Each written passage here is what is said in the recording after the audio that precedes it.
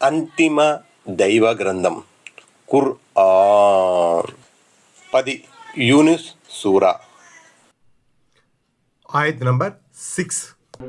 إن في اختلاف الليل والنهار وما خلق الله في السماوات والأرض لآيات لقوم يتقون. ఆయత్ నంబర్ 6. నిస్సందేహంగా రేయింబవళ్ళు ఒకదాని తరువాత ఒకటి రావటంలోనూ భూమ్యాకాశాలలో అల్లాహ్ సృష్టించిన వస్తువులన్నిటిలోనూ దైవభీతి గలవారి కోసం సూచనలున్నాయి. ఆయత్ నంబర్ 7.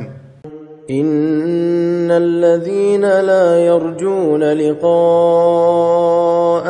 ورضوا بالحياة الدنيا واطمأنوا بها والذين هم عن آياتنا غافلون.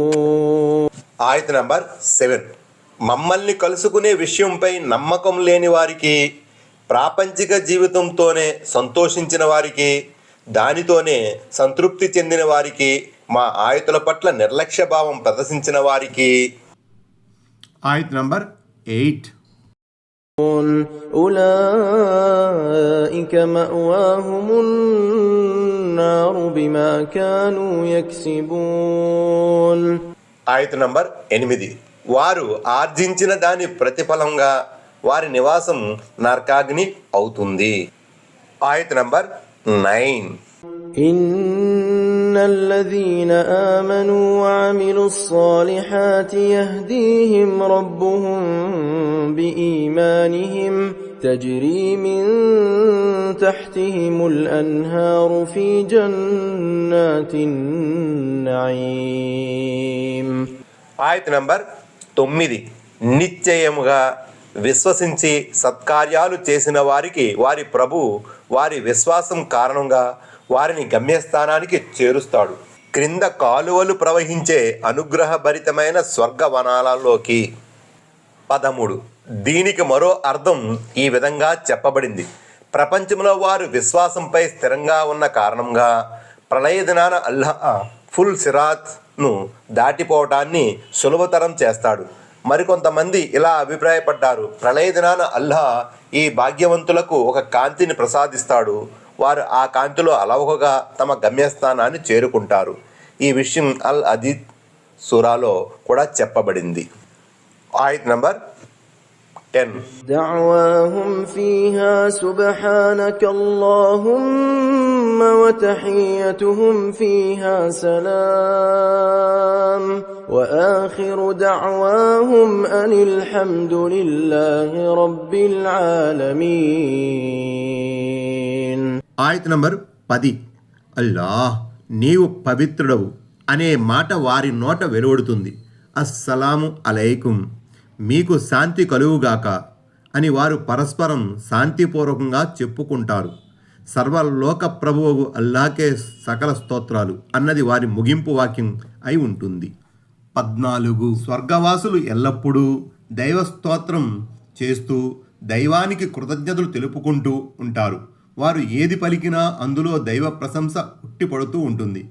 మనిషి ఉచ్ఛ్వాస నిశ్వాసాలు ఎంత సహజమో స్వర్గవాసుల అదరాలపై దైవస్తోత్రం, దేవుని పవిత్ర వచనాలు ఆలపించడం కూడా అంతే సహజం అన్న హదీసు ఈ సందర్భంగా గమనించదగినది. సహీ ముస్లిం కితాబుల్ జన్నా. 15. అంటే స్వర్గవాసులు ఒకరినొకరు సలాంతో పలకరిస్తూ ఒండొకరి శ్రేయాన్ని అభిలషిస్తూ ఉంటారు. దైవదూతలు సైతం వారికి సలాం చేస్తూ ఉంటారు. ఆయత్ నంబర్ 11. ولو يعجل الله للناس الشر استعجالهم بالخير لقضي إليهم أجلهم فنذر الذين لا يرجون لقاءنا في طغيانهم يعمهون. ఆయత్ నంబర్ 11. ప్రజలు లాభం కోసం ఎంత తొందర పెడతారో అంతే తొందరగా అల్లాహ్ వారికి నష్టం చేకూర్చితే వారి వాగ్దానం ఎప్పుడో పూర్తయిపోయి ఉండేది కనుక మా వద్దకు మరలి రావడంపై నమ్మకం లేని వారిని వారు తమ తలబిరుసుతనంతో తచ్చాడుతూ ఉండేందుకు వారి మానాన వారిని వదిలిపెడతాము. 16. దీనికి ఒక అర్థం ఇది: మనిషి మేలు కోసం హడావుడి చేసినట్లే కీడు కోసం కూడా హడావుడి చేస్తాడు. నీవు సత్యవంతుడివే అయితే నీవు మాటి మాటికి హెచ్చరిస్తున్న ఆ శిక్షను కాస్త తీసుకురా చూద్దాం అని ప్రవక్తకు సవాలు విసురుతాడు. వారు కోరుకున్నట్లు మేము గనక మా శిక్షను వారిపైకి పంపి ఉంటే వారి కథ ఎప్పుడో కంచికి చేరి ఉండేది. కానీ మేము వారి పట్ల పట్టు విడుపుల వైఖరిని అవలంబిస్తున్నాం అని అల్లా అంటున్నాడు.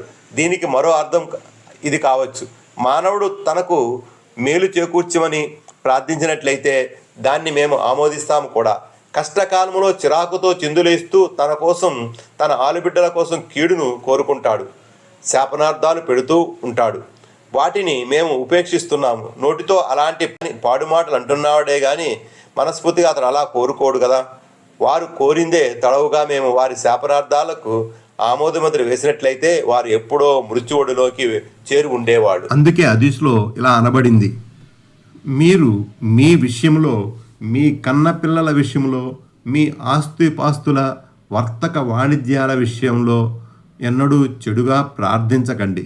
దేవుడు ప్రార్థనలు ఆమోదించే గడియలో ఒకవేళ మీరు అలాంటి చెడు ప్రార్థనలు చేస్తే అవి ఆమోదముద్ర పొందే ప్రమాదముంది. సునెనే అబూ దావుద్ కితాబుల్ విత్ర్, ముస్లిం కితాబుద్దుఅద్.